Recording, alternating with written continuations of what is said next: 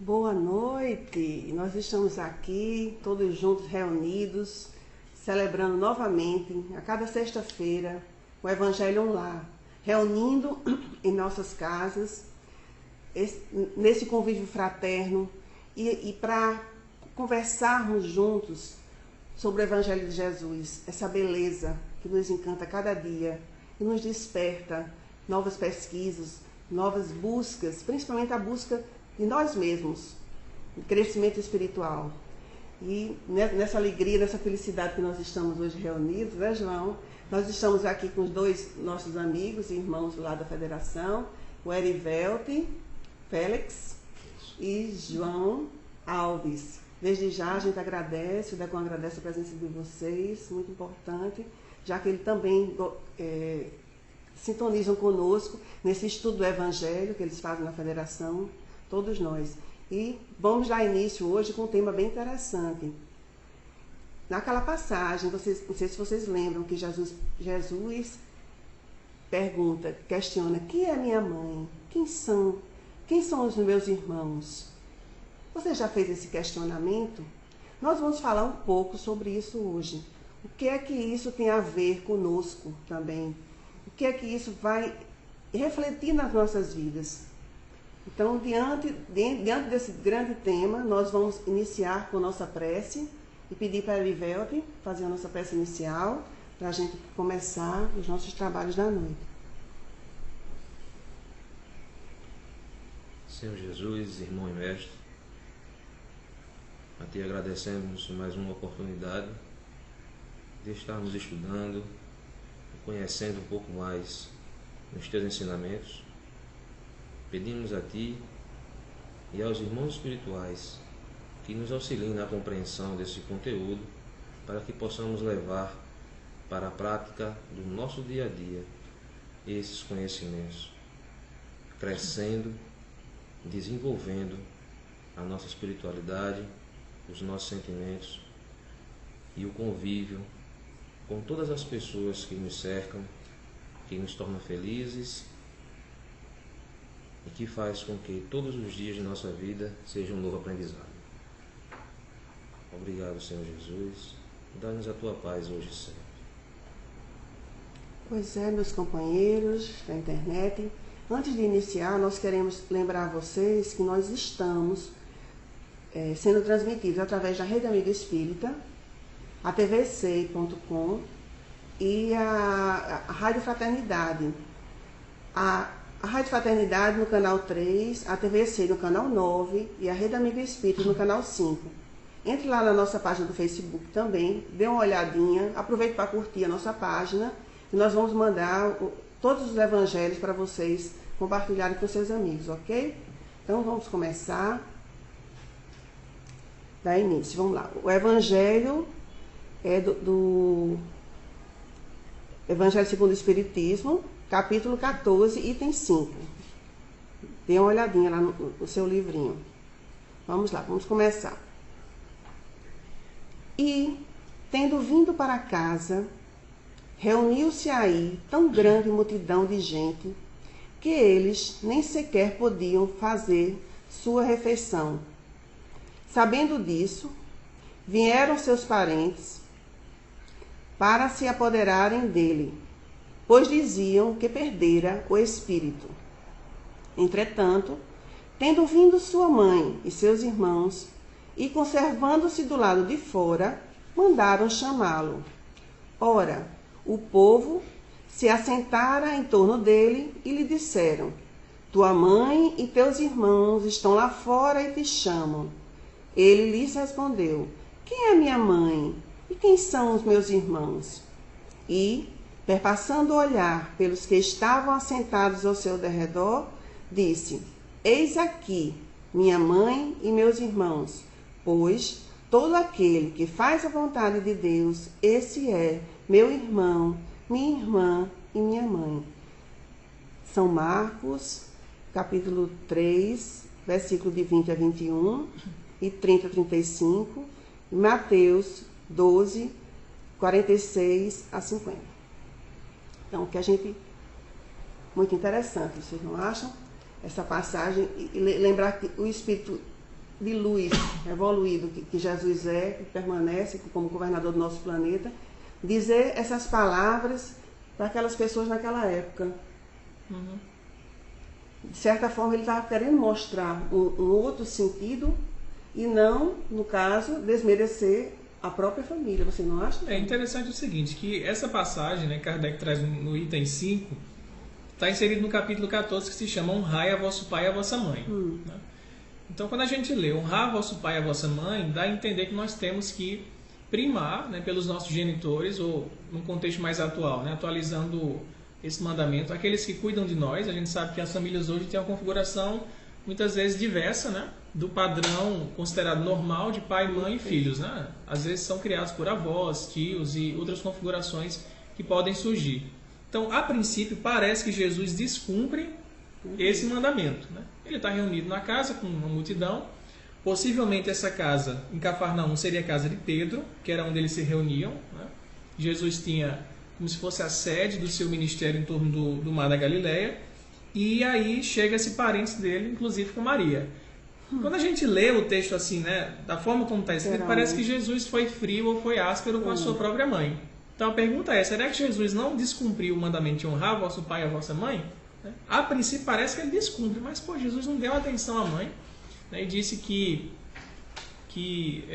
se devia considerar como parentes dele todos aqueles que fizessem a vontade de Deus. Né? É como se ele não desse atenção a Maria. O que a gente vai perceber no texto de Kardec, que é o comentário, é que na verdade Jesus não exclui Maria e seus irmãos, mas amplia a concepção do que seria a família. Né?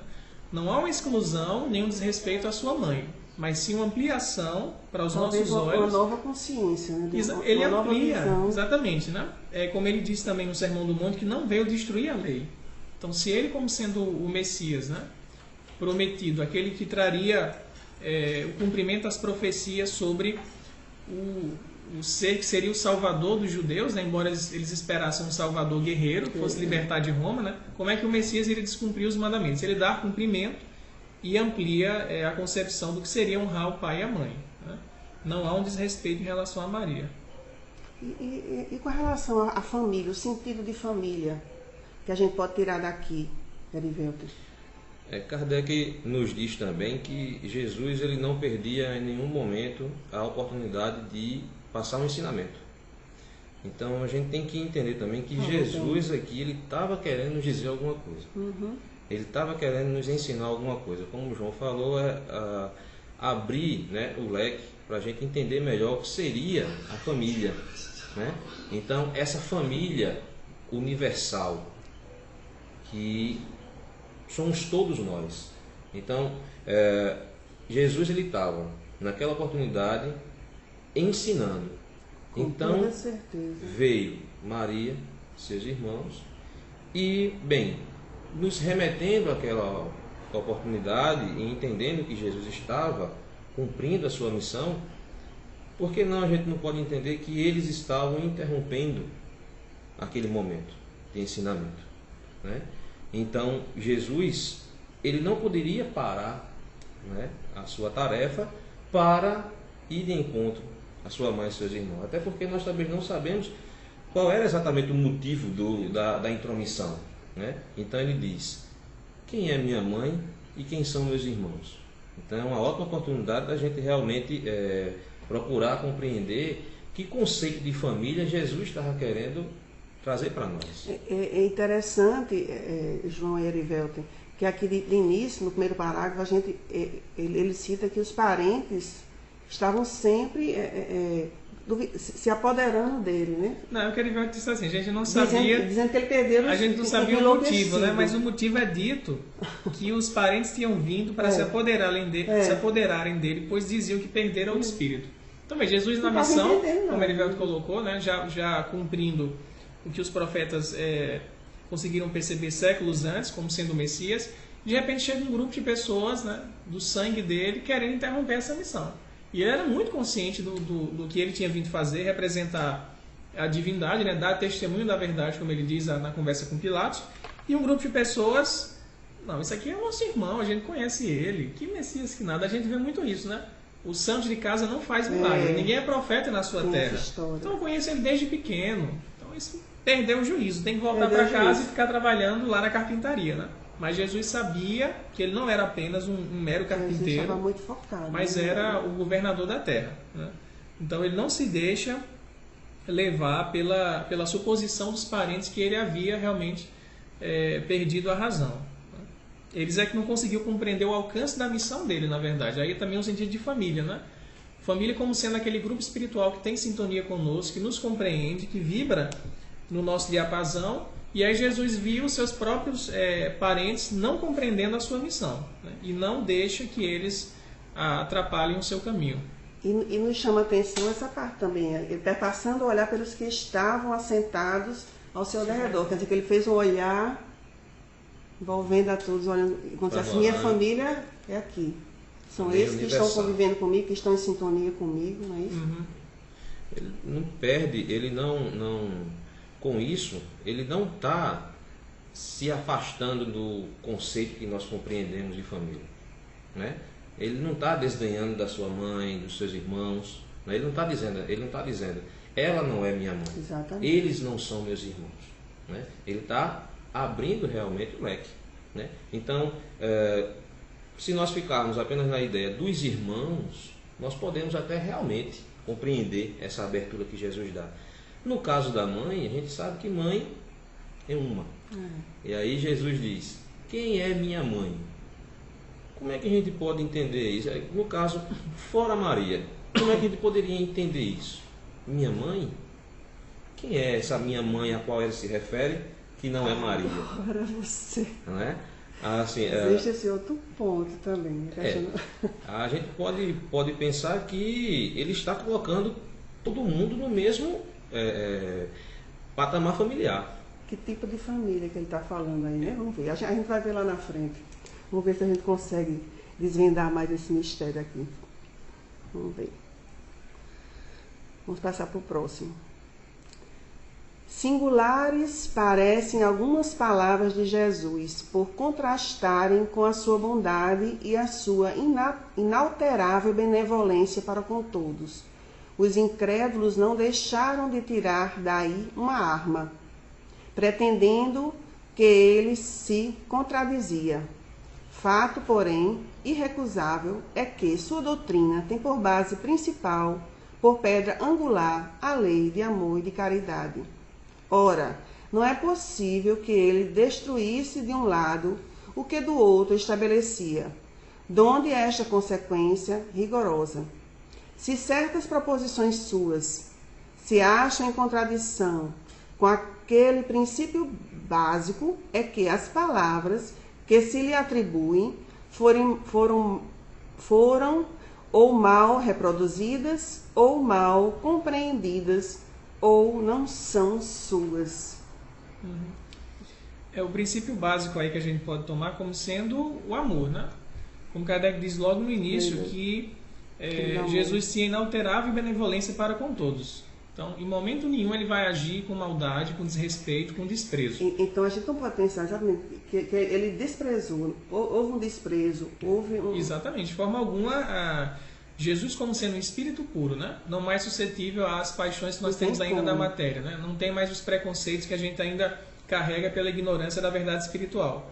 Como sendo o Messias, o governador da terra, ele não tinha mais nenhum fio de imperfeição que o fizesse desprezar alguém. Então, era bondade 24 horas, né? Então, partindo desse princípio básico de bondade, a gente vai entender que a atitude dele não poderia ter sido de recriminação ou de menosprezo pelos seus parentes. É como Kardec diz no final. Três condições a gente pode colocar diante disso. Ou as palavras dele, né, foram mal reproduzidas, ou foram mal compreendidas, ou não são dele. Então, aí a gente tem que se deter sobre o texto, né, para tentar compreender qual o verdadeiro sentido dele, né? E vocês que estão nos assistindo, qual a opinião de vocês? Isabela Azevedo está na mídia social, na Rede Amiga Espírita, e está aguardando as colocações de vocês. Nos ajudem a tentar desvendar aqui o que é interessante, onde devemos nos focar, que mensagem Jesus está trazendo com esses dizeres da noite de hoje. Coloca aí para a gente ver aqui, que a gente vai tentar de certa forma, trocar todas as informações com vocês. A gente está aguardando, tá bom? Participe conosco. E o que ele fala aqui também, que Jesus e sua inalterável benevolência jamais poderia ter tentado magoar Maria ou os seus irmãos. E também ele não magoou, nem tentou e nem magoou. E a gente também, por que a gente também não olha pela ótica de Maria? Uhum. Maria, ela certamente, ela não se sentiu ofendida pelo que Jesus falou. Maria, ela tinha plena convicção da importância do trabalho de Jesus. Então, eu fico imaginando, né, Maria naquela situação, e provavelmente quando Maria ouviu o que Jesus disse, Maria deve ter se calado e ter dito, poxa vida, vamos deixá-lo trabalhar, né? Vamos deixá-lo realmente mostrar para esse povo que nós somos uma única família, né? E a gente percebe que em momento algum da vida de Jesus, Maria, ela se afastou.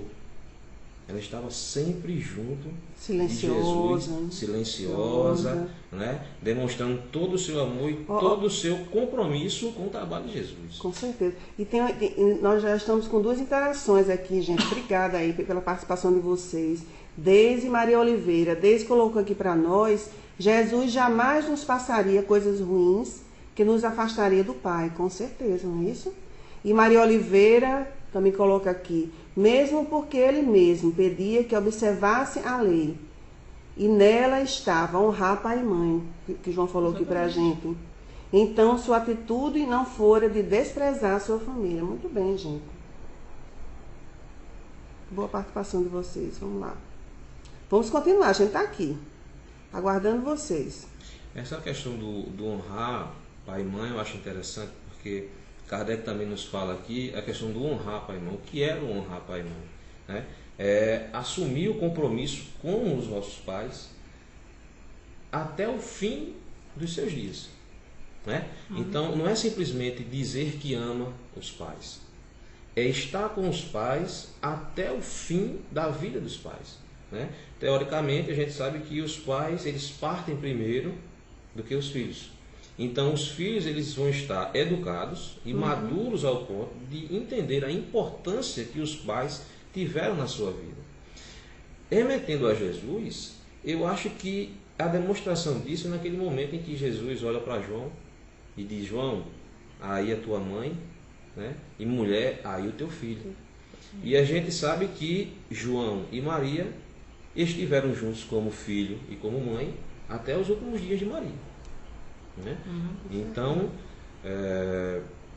é nessa linha que a gente deve compreender, né, esse ensinamento que Jesus estava passando para a gente. Jesus na cruz, né, já expirando, sabendo que ele não poderia como filho mais dar assistência a Maria, né, elege entre os discípulos aquele que parecia ser o mais afim, que a gente vê a figura de João como sendo muito espiritual, o evangelho dele traz isso, né? Então ele deveria ter laços com Maria, que a gente pode depender do contexto dos evangelhos, e Jesus elege-o como sendo aquele que ia ser o filho, o cuidador dela, né? Ela vai para Éfeso, né? E João a acompanha e a protege até o seu desencargo, né? E é uma evidência de que Jesus dava importância à sua mãe, né? Senão teria desencarnado e não sei quem vai cuidar da minha mãe, mas ele se preocupa com isso e designa uma pessoa para ser o cuidador da sua genitora, né? Vamos lá, vamos para o próximo slide. Causa admiração e confundamento que, nesse passo, mostrasse Jesus tanta indiferença para com seus parentes e, de certo modo, renegasse sua mãe. Isso parece quando a gente lê o texto de uma forma bem literal, né? Bem fria. Dá a entender isso. Dá a entender. O primeiro impacto é esse. Pelo que concerne a seus irmãos, sabe-se que não o estimavam. Espíritos pouco adiantados não lhe compreendiam a missão. Tinham por excêntrico o seu proceder e seus ensinamentos não os tocavam, tanto que nenhum deles o seguiu como discípulo. Dizia mesmo que partilhavam, até certo ponto, das prevenções de seus inimigos. O que é fato, em suma, é que o acolhiam mais como um estranho do que como um irmão, quando aparecia a família. São João diz positivamente que eles não lhe davam crédito. É o que você falou, a história de santo de casa não faz milagre. Eles não conviviam com Jesus e não acreditavam. Eles não tinham a sensibilidade ou a grandeza espiritual para perceber quem era Jesus, né? Como os discípulos, quando começam a ser convocados, né, aceitam o chamado de Jesus como se fosse um convite irresistível, né? Ele andando pelas praias chama André, chama Pedro, chama João, e eles aceitam de pronto, por reconhecerem Jesus um ser que teria de fato algo superior a trazer. E os seus próprios irmãos ou parentes, né, como Kardec diz no texto, não tinham essa sensibilidade, né? Não percebiam qual entidade espiritual estava ali convivendo com eles desde a infância, né? Daí até a gente tem isso ainda hoje, né? Para não manchar o nome da família, né? Porque ele estava sendo, imagina, você considerar Jesus como sendo um excêntrico ou um falso mestre, né? O nome da família estava em jogo. Então, olha só, aquele ali é o louco da família. E aí está manchando o nome da família, né? A atitude deles de proteção da honra da família era mais do que compreensível. Vamos trazer esse jovem de volta, né, para casa, né? Como diz a passagem, né, que eles tinham ido lá para trazer Jesus para o convívio familiar normal. Os seus afazeres. Porque eles se preocupavam com a imagem da família, né? Um preconceito muito material. Dá a entender isso também. Que demonstra mais uma vez a falta de sensibilidade espiritual deles perante Jesus, né? Eles não tinham a real compreensão, como você falou, né? E aparentemente, como eu falei anteriormente, a história da convivência de Maria com Jesus, eu acho que a única que tinha a real compreensão disso era Maria, né? Porque ela estava ao lado de Jesus e em momento nenhum a gente percebe que provavelmente nessa situação aqui, quem teve esse pensamento não foi Maria. Provavelmente foram os irmãos de Jesus. Porque uma coisa, eu acredito... Quem escreveu o texto? Como Kardec fala aqui... Quem escreveu o texto? Uma coisa é a profecia, uma coisa é a profecia, outra coisa é vivenciar a profecia, né? Então, eles se depararam com essa figura excepcional e quem sabe se eles não tiveram medo? Quem sabe se eles não tiveram inveja? Né? Então, isso daí fez com que eles tivessem esse receio e ir atrás de Jesus. Será que isso não vai nos prejudicar? Totalmente. Né? Mas a imagem da convivência de Maria e de Jesus, e eu digo isso porque a gente está se referindo muito a essa ideia de família, né? E quando a gente fala de família, a primeira ligação que a gente percebe é a ligação mãe-filho, né? E nessa ligação mãe-filho, dentro do Evangelho, a gente vai perceber que é de um respeito de Maria por Jesus, pela grandeza de Jesus, né? Maria tem a sua grandeza espiritual, mas Jesus era o Messias. O compromisso era de Jesus. Então Maria, ela deixa que Jesus cumpra o seu trabalho e silenciosamente diz: nós somos essa família, né? Não deixamos de ser família por causa disso. E numa mensagem simples, mas de uma profundidade incrível. Quem é minha mãe? Quem são meus irmãos? A gente pode levar agora, dentro dos estudos que a gente faz dentro da doutrina espírita, o que nos leva a entender isso aí. O espiritismo que veio realmente reviver essas palavras de Jesus. O que é que a gente pode dizer diante dessa singela mensagem, mas que a gente está reconhecendo nesse momento, a profundidade que ela traz diante de tudo que a gente está estudando na nossa doutrina, que ela nos traz realmente, pelo menos assim, uma certa abertura, uma nova consciência. O ponto principal para se compreender essa assertiva de Jesus, ou essa pergunta, é a base espiritual que ele tinha em todos os seus ensinos, né? Ele não ensinava para o homem nascido em Israel naquela época, ou para o nascido na Grécia, ou nascido em Roma. Ele falava para o espírito imortal. Exatamente. Tem uma passagem no livro Há 2000 anos de Emmanuel, né? Quando há o encontro do senador Públio com Jesus, e Jesus se dirige ao espírito, que felizmente hoje, né, é um dos maiores trabalhadores em prol da restauração do cristianismo aqui na pátria do Evangelho, né? Se diz, inclusive, que está encarnado, né? Emmanuel já teria reencarnado após a tá volta de Chico.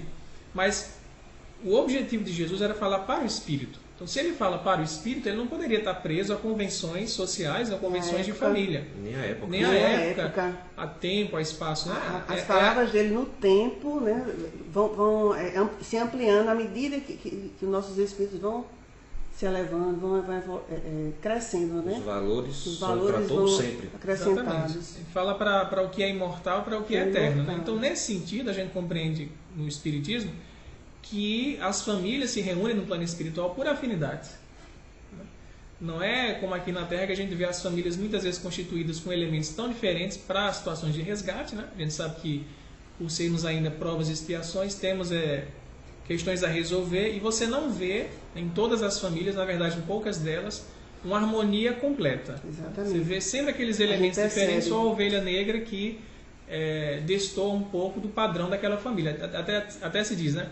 Fulano nem parece ser filho de Cicrano, porque tem um padrão de conduta diferente. Né? Como esses irmãos de Jesus não pareciam ser irmãos dele, no sentido de afinidade espiritual. Então, se a gente não olhar toda a problemática do Evangelho sob o ponto de vista do espírito, a gente não vai compreender essas passagens. E elas vão parecer realmente sem sentido. Né? Mas quando você considera o ser imortal, né, com a sua bagagem, com as suas experiências, com as múltiplas existências, aí tudo realmente se encaixa e facilita a nossa compreensão.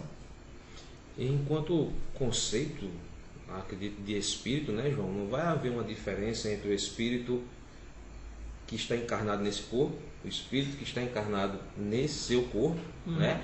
Esse conceito é universal. Assim como a ideia de amor, ela é universal, é absoluta. Então, o sentimento de amor que Jesus estava nos demonstrando aqui, ela é universal. Então, o sentimento que liga as famílias, para que a gente entenda as famílias como um núcleo perfeito, né? É o amor que liga. Né? E esse amor que Jesus nos demonstra nessa passagem não fica restrito a uma única família. Né? Mas é um amor universal, esse amor absoluto, né? Que une todas as pessoas. Apesar dessa especificação das simpatias espirituais, né? Né, que ligam as pessoas, essas afinidades espirituais. Kardec trata disso no texto sobre amar os inimigos, né, por uma questão fluídica até. A gente não tem como sentir a mesma coisa em termos de prazer ou de satisfação que a gente sente por amigo em relação ao inimigo. Né? Os fluidos ali não se encaixam. Né? Mas na consciência a gente precisa amar a todos. No sentido de você respeitar aquela individualidade, querer o bem dela, torcer para que ela seja feliz e não desejar nenhuma situação de sofrimento. Né? Tem duas amigas aqui fazendo intercâmbio conosco, é Marília Rodrigues e Maria Oliveira. Maria Rodrigues, ela diz aqui: Jesus não desfez de ninguém. Eu acho que ele só está mostrando que devemos ajudar e não fica ligado à nossa família como prioridade. Muito interessante. E Maria Oliveira diz que acho que Jesus, sendo um ser que amou tanto, o ser mais perfeito que a Terra já abrigou, falava para o Espírito, exatamente o que nós colocamos, né?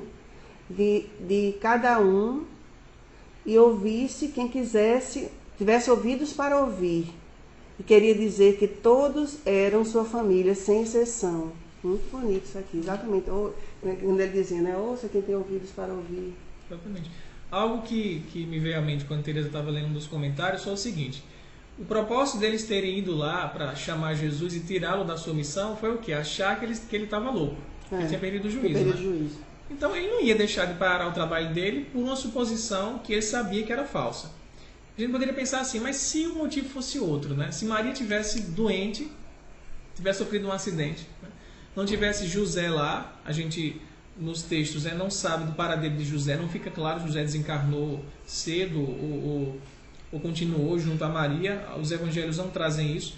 Mas se um dos irmãos ou parentes tivessem ido até Jesus e falasse: Jesus, a tua mãe está doente, não tem ninguém lá. E não, eu vou ficar aqui, não vou fazer nada. Aí a gente poderia dar margem, né, a que ele estaria descumprindo honrar pai e mãe, porque haveria um motivo justo para ele, enquanto primogênito, ir lá e cuidar da sua mãe. Mas o motivo aqui não foi esse, não era nenhuma necessidade. Era um preconceito deles, né, em relação à sua missão. Então a gente pode perceber que de um fato em específico, a gente generaliza e julga. Né? E julga errado. Ainda hoje, né? Ainda hoje. Ainda hoje. Estamos nesse... E dentro das nossas famílias, as nossas, né? Porque a gente toma esse exemplo de Jesus e a gente tem que trazer esses ensinamentos para a nossa vida. E como é que está o relacionamento, o nosso relacionamento dentro da nossa própria casa? Boa pergunta. Né? A nossa família. Será que nós realmente não fazemos aquilo que achamos que Jesus fez? Aqui a gente está percebendo que a intenção de Jesus não era aqui, aparentemente, demonstra. Mas nos dias de hoje a gente percebe que isso acontece dentro das famílias. Né? As pessoas não têm amor pelos seus parentes. Né? E se você não tem amor pelo seu parente mais próximo, como é que você vai amar a humanidade? Né? Então a gente traz a gente acha que estamos falando de uma problemática grande, mas quando a gente traz para a nossa vida particular, aí sim é que o problema ele abre de uma forma exponencial. E Kardec faz essa separação, né, do parentesco espiritual e parentesco corporal. Exatamente. Algo que me veio também assim à mente agora, Erivelto falando, foi o seguinte: para nós, o Espiritismo, Jesus é modelo e guia, né? Ele é o nosso maior referencial de comportamento, de prática da lei de Deus e virtude. Será que nós, trabalhadores espíritas, muitas vezes né, não deixamos de dar sequência a um trabalho, de ampliar as nossas tarefas em prol da humanidade por certos preconceitos da família? Porque uma esposa nossa nos chama, porque um tio, mas você só vive lá, você não dá atenção mais à família, né? Okay. Muitas vezes com situações que são, a gente tem que dizer, supérfluas. Né? É uma futilidade que aquele grupo familiar quer fazer, que nos tira de uma tarefa mais nobre, e eles, talvez por inveja, talvez por não compreender, por não compreender, por vários motivos, né? A gente não tem como estabelecer um juízo sobre cada situação, mas é uma reflexão para nós trabalhadores, né? Até que ponto a gente está seguindo Jesus em manter a prioridade, em amar a Deus e cumprir, né, o ensinamento de forma universal, indo para aqueles que são mais necessitados, né? Resguardando-se os casos, como a gente comentou, de um parente nosso mais próximo que depende de nós, está numa situação de sofrimento, a gente tem que dar uma atenção, né, especial àquela pessoa. Mas fora esse caso, a gente muitas vezes acaba seguindo os preconceitos de certos parentes e deixando de agir de uma forma mais proveitosa no próprio movimento espírita. Né? Eu, pelo menos, faço essa leitura e procuro me vigiar para não me deixar perder tempo. Porque, no final das contas, é uma perda de tempo. Né? Você se acomoda no seu aconchego familiar e retarda a evolução. Aí a gente já abre um leque para, acredito eu, para falar do egoísmo. Pois é. É a minha família, são os meus parentes, é o meu sangue. É só o meu grupo, só meu sangue. E às vezes... Não é bem por aí. Eu mesmo. Às vezes eu deixo a família de lado para seguir algo que é meu, que é para mim. É necessário. Né? Então eu perco a oportunidade de evoluir espiritualmente, trabalhando o amor com a minha família sanguínea, e perco a oportunidade também de estar abrangendo esse conceito de amor com os outros. Né? Com aqueles que não nos unem pelos laços sanguíneos, mas estamos unidos por essa grande família espiritual.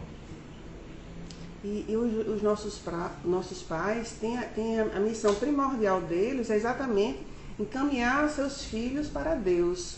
Então, se seus filhos estão buscando, né, meios de evangelizar ou fazer qualquer tipo de trabalho de caridade, em qualquer religião que seja também, qualquer crença que possa existir, eles não devem jamais impedir os filhos de continuarem.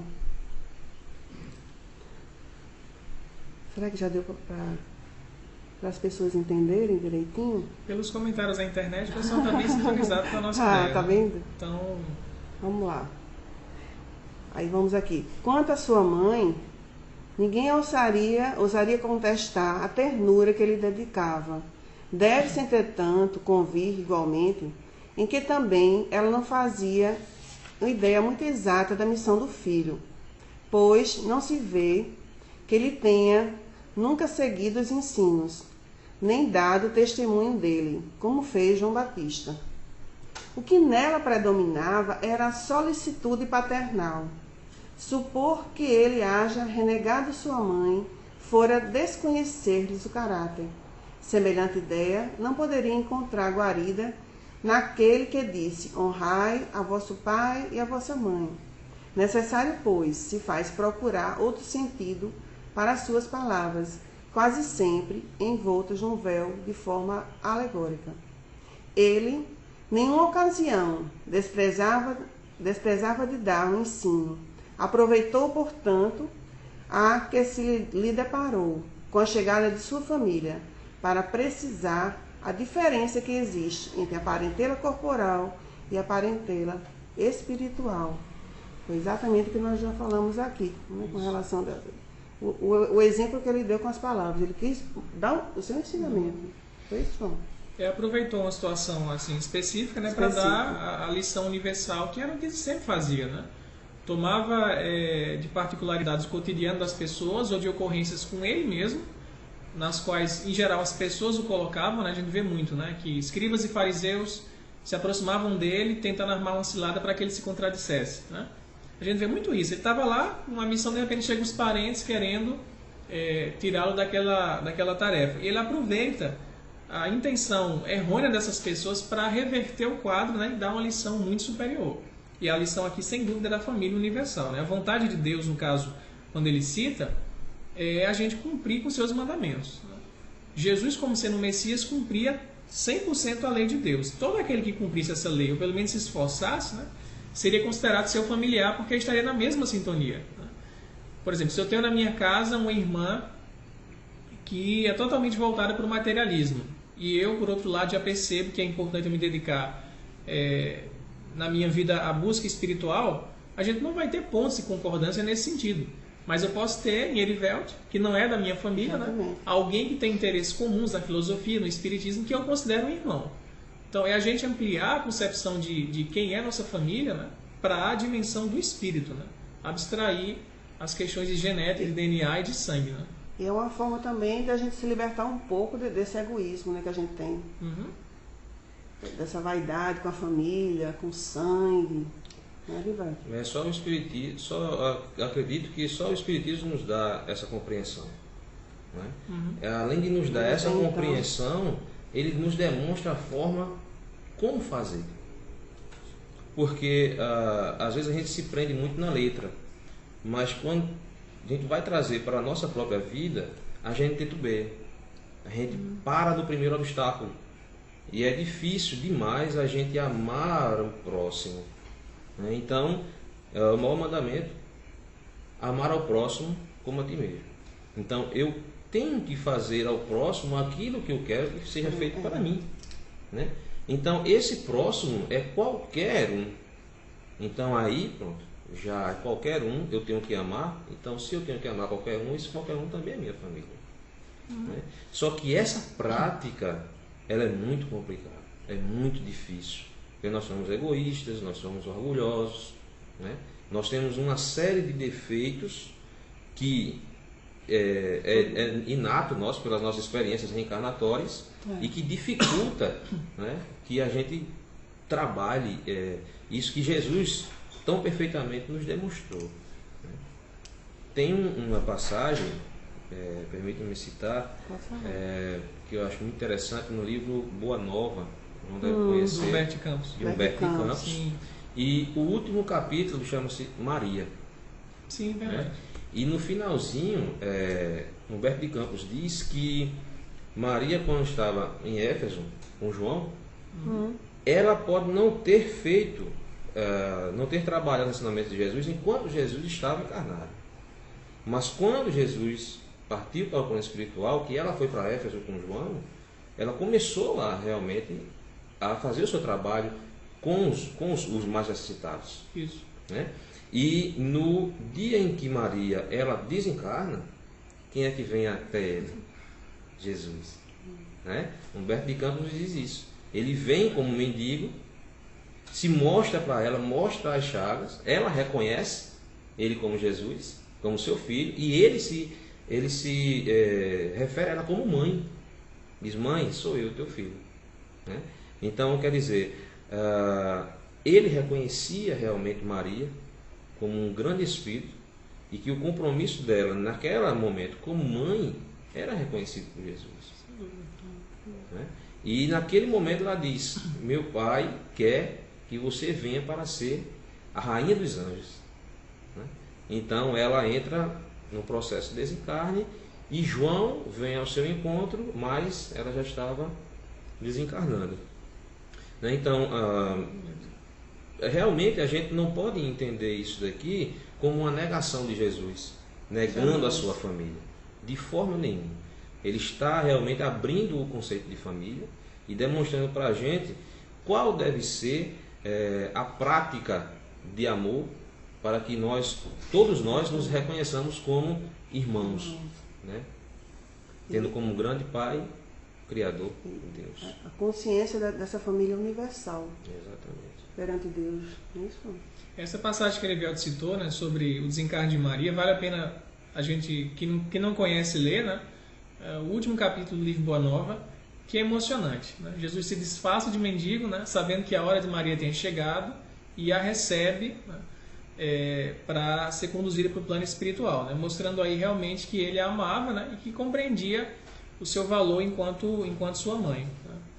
E fica a lição, acho que, já partindo para as considerações finais, a lição para a gente compreender a importância de priorizar o espírito. Né? Cada vez mais em nossas ações, a gente colocar a consciência espiritual em primeiro lugar, né? E agir a partir dessa consciência. Como Erivelto colocou, é difícil porque nós somos imperfeitos, nós temos ainda as bagagens, né, de erros acumuladas, mas a gente não pode também se excusar nisso para pleitear um descanso. Né? É preciso se esforçar, como Kardec diz, o espírito é aquele que se esforça. Então vamos pensar que o nosso conhecimento vai dar condições para a gente vencer isso, e a cada dia, em cada ação que pareça mais simples, a mais boba, a gente colocar a consciência nas ações e viver o ensino de Jesus na família universal. Né? Estar atento às pessoas que nos cercam em todos os ambientes e considerar como irmãos, né?